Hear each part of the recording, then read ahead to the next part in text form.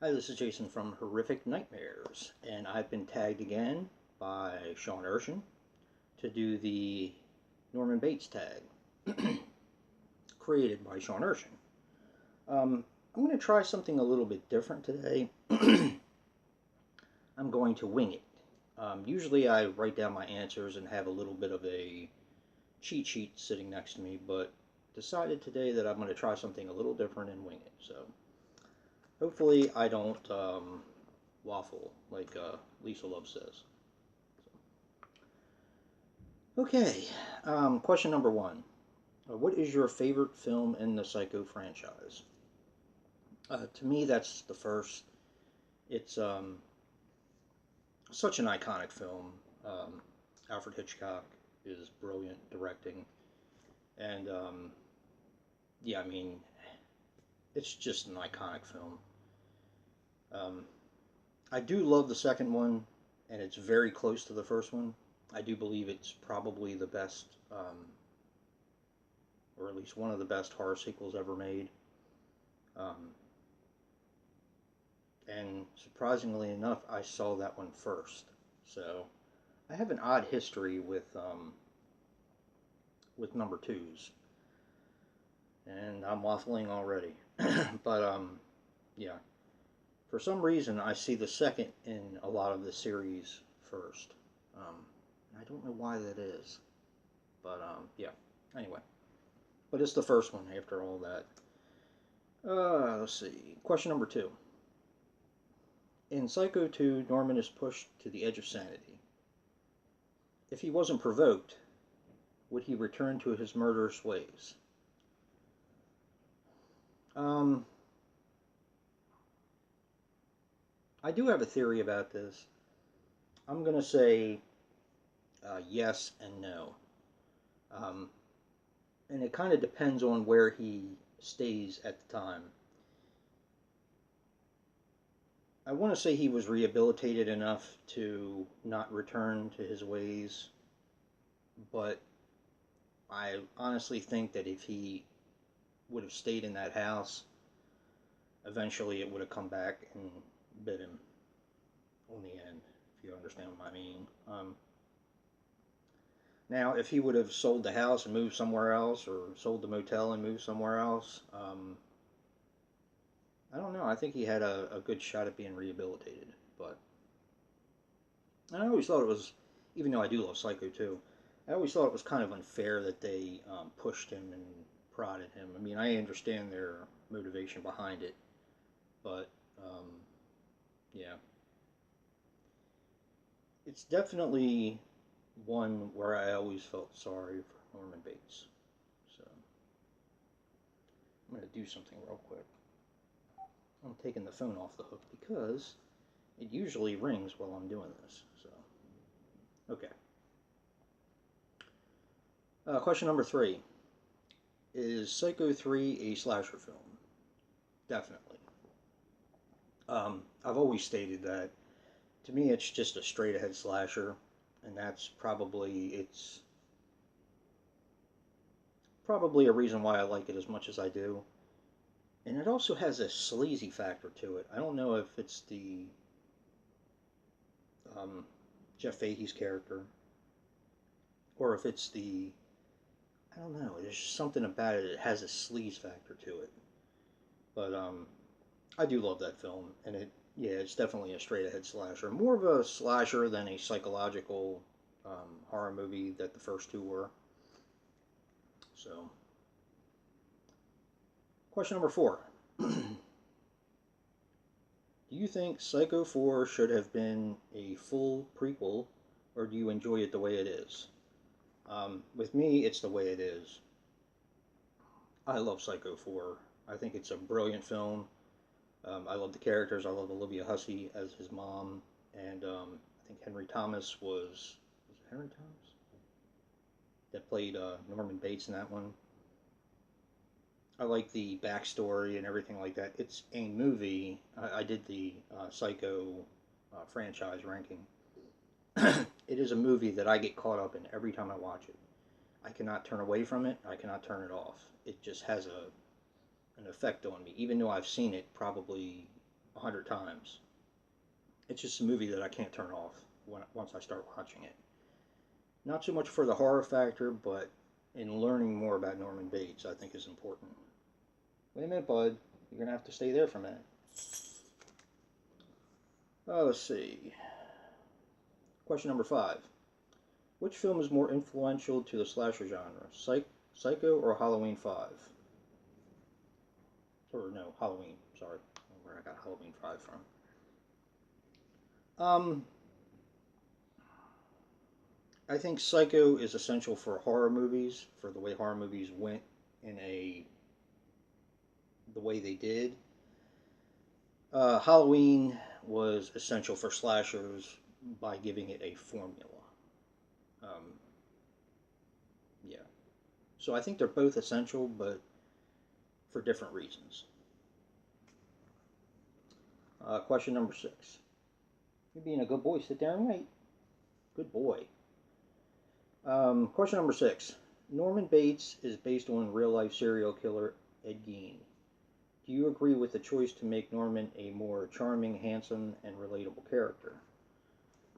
Yes, I do, because, of course, Texas Chainsaw Massacre is also um, based on Ed Gein, and you kind of get the mixture. See, with these questions, I like them a lot. I think they're really good questions, Sean. Hats off to you. Um, because there's more than one way to look at each question, I think. As far as the Ed Gein question goes, I think if you watch the contrast between the Texas Chainsaw Massacre and the Psycho, you kind of get the sweet and sour part of it. So it's kind of more I don't know, it's just different ways of looking at the same thing. So, also Deranged was a good one. I believe that was based on Ed Gein as well. Um, Question number 7. What are your thoughts on the Bates Motel series? Does it help or hurt the Psycho legacy? Um, I don't think it hurts it. This is another one that has kind of like, it could go either way. Does it help it? Yes. First of all, I like the series. The last season was a little.